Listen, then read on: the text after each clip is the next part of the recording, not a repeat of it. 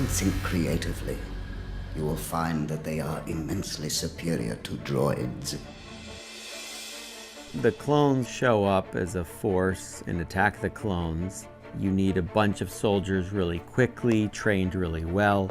Rather than draft people into service, you create an army specifically designed to fight, to be soldiers that won't question orders, that won't question the nature or necessarily the morality of what they're having to do. They're excellent warriors. A lot of fans ask me now, clones or stormtroopers, who's better? And I think it's just obvious. The clones were. They have better training. The Republic built better, more solid weaponry and armor for these guys. And I think a lot of that fades in the Empire. From the very beginning on the Clone Wars, I provided all the voices for the clones, and it was important right off the bat to establish them as distinct characters, individual, distinct human beings. I think the breakthrough episode was really Rookies. Suddenly, Dee had to do an episode where he's every single character in it. Dee had to carry an entire scene talking with himself.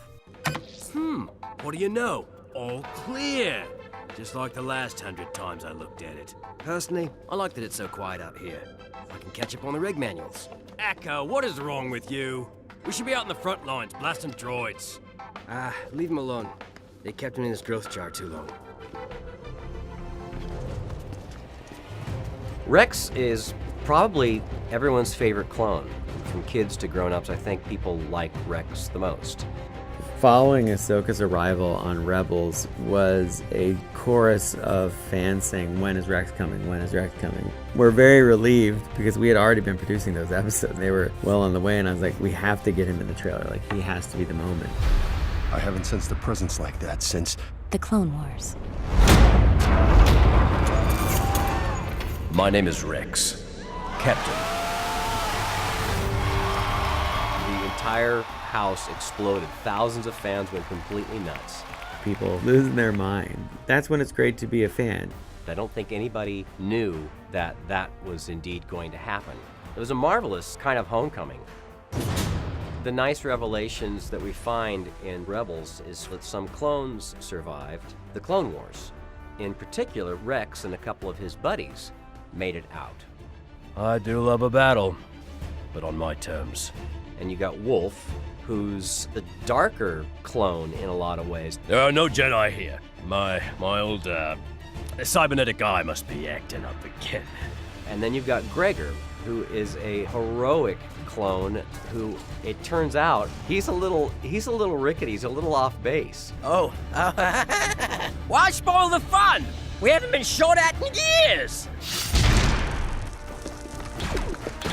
I hope you brought a better class of soldier than those stormtroopers. Ezra finds Rex really interesting. He is a soldier. He's from the Clone Wars. He would think at first, Kanan would know you and like you. Kanan does not like Rex, and Rex thinks he's seen better and worked with better.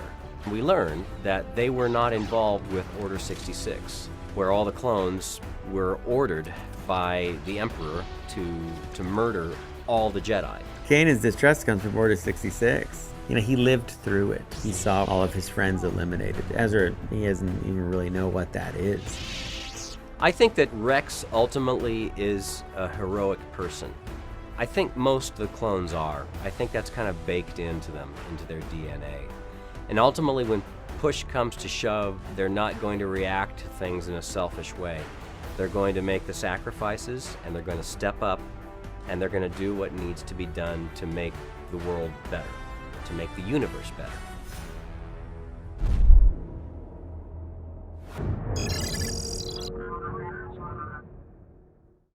things are getting worse just as they did back when I was your age. But back then, there were 10,000 Jedi Knights protecting the galaxy. Now,